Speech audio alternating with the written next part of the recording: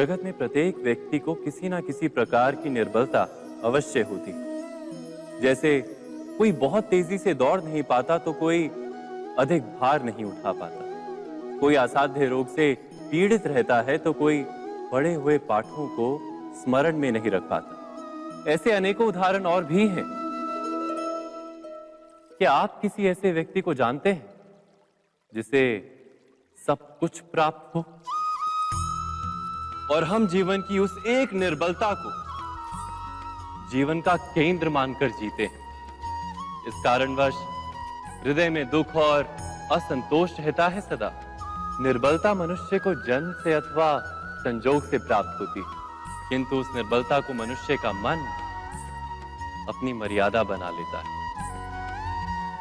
किंतु कुछ व्यक्ति ऐसे भी होते हैं जो अपने पुरुषार्थ और श्रम से उस निर्बलता को पराजित कर देते हैं। क्या भेद है उनमें और अन्य लोगों में? क्या आपने कभी विचार किया है? सरल सा उत्तर है इसका।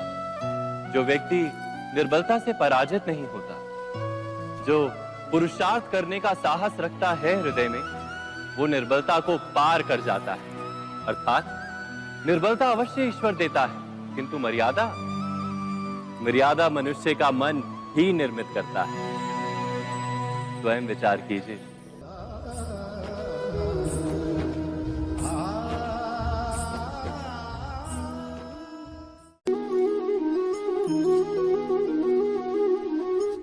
भविष्य का दूसरा नाम है संघर्ष। हृदय में आज इच्छा होती है और यदि पूर्ण नहीं हो पाती तो हृदय भविष्य की योजना बनाता है। भविष्य में इच्छा पूर्ण होगी ऐसी कल्पना करता रहता है, किंतु जीवन ना तो भविष्य में है ना अतीत में। जीवन तो इस क्षण का नाम, अर्थात इस क्षण का अनुभव ही जीवन का अनुभव। पर हम ये जानते हुए भी इतना सा सत्य समझ नहीं पाते। या तो हम बीते हुए समय के स्मरणों को घेर कर बैठे रहते, या फिर आने वाले समय के लिए हम योजनाएं बनाते रहते हैं और जीवन जीवन बीत जाता है। एक सत्य यदि हम हृदय में उतार लें कि ना हम भविष्य देख सकते हैं, ना ही भविष्य निर्मित कर सकते हैं, हम तो केवल धैर्य और साहस के साथ भविष्य को आलिंगन दे सकते हैं, स्वागत कर सकते हैं भविष्य का। तो क्या जीवन का हर पल जीवन से नहीं भर जाएगा? स्वयं विचार कीजिए।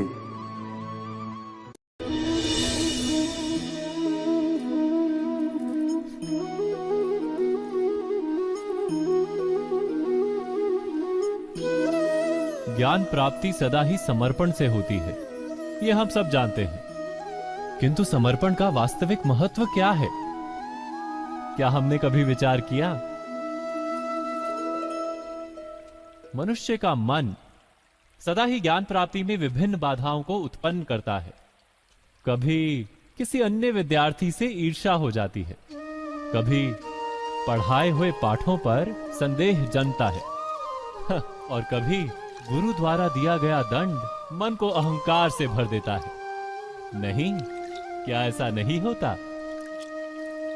न जाने कैसे कैसे विचार मन को भटकाते हैं और मन की इसी अयोग्य स्थिति के कारण हम ज्ञान प्राप्त नहीं कर पाते।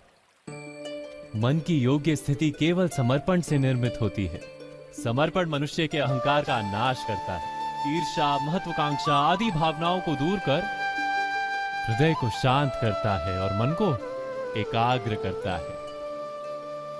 वास्तव में ईश्वर की सृष्टि में ना ज्ञान की मर्यादा है, ना ज्ञानियों की।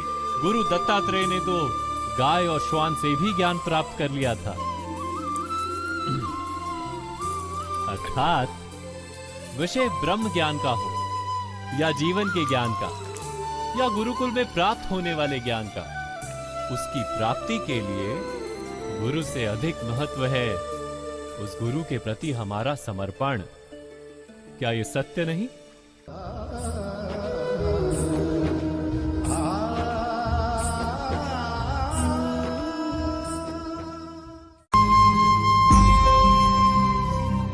प्रत्येक मनुष्य के जीवन में ऐसा क्षण अवश्य आता है जब सारे स्वप्न, सारी आशाएं, सारे दृश्य ध्वस्त हो जाते हैं। जीवन के सारे आयोजन ही बिखर जाते हैं। एक और धर्म होता है और दूसरी ओर सुख। इसी को धर्म संकट कहते हैं। जब धर्म का वहन ही संकट हो और धर्म का त्याग ही सुख हो। विचार कीजिए, कभी किसी स्वजन के विरुद्ध सत्य बोलने का अवसर प्राप्त हो जाता है, कभी ठीक दरिद्रता के समय सरलता से चोरी करने का मार्ग प्राप्त हो जाता है, कभी किसी शक्तिशाली राजनेता या राजा के कर्मचारी का अधर्म प्रकट हो जाता है। सबके जीवन में ऐसी घटना बनती ही रहती है। अधिकतर लोग ऐसे किसी क्षण को धर्म संकट के रूप में जान ही नहीं पाते। हमें किसी प्रकार के संघर्ष का अनुभव ही नहीं होता। सहजता से सुख की ओर खींचे चले जाते हैं, जैसे मक्खी गुड़ की ओर खींची चली जाती। वास्तव में धर्म संकट का क्षण ईश्वर के निकट जाने का क्षण होता है। यदि हम संघर्षों से भयभीत ना हो, सुख की ओर आकर्षित ना हो, अपने धर्म पर दृढ़ रहे, तो ईश्वर का साक्षात्कार दूर नहीं।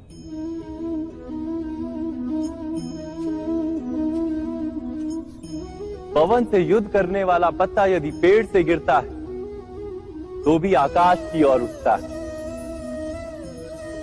पवन से झुकने वाली घास वहीं भूमि पर रह जाती है। अर्थात धर्म संकट से यदि हम संकट को ही टाल दें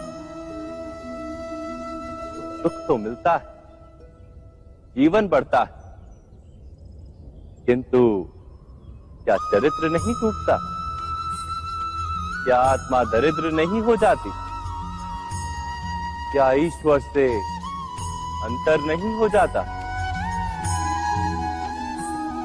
स्वयं विचार कीजिए। दो व्यक्ति जब निकट आते हैं तो एक दूसरे के लिए सीमाएं और मर्यादाएं निर्मित करने का प्रयत्न अवश्य करते हैं। हम यदि सारे संबंधों पर विचार करें तो देखेंगे कि इन सारे संबंधों का आधार यही सीमाएं हैं जो हम दूसरों के लिए निर्मित करते हैं।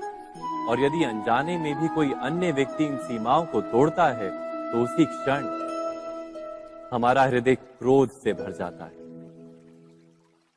इन सीमाओं का वास्तविक रूप क्या है? क्या हमने कभी विचार किया? सीमाओं के द्वारा हम दूसरे व्यक्ति को निर्णय करने की अनुमति नहीं देते।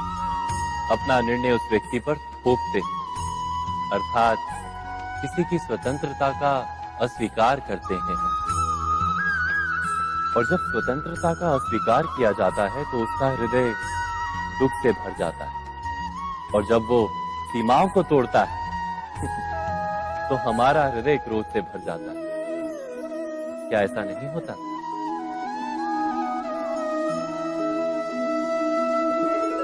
पर यदि एक दूसरे की स्वतंत्रता का सम्मान किया जाए तो किसी मर्यादाओं या सीमाओं की आवश्यकता ही नहीं होती।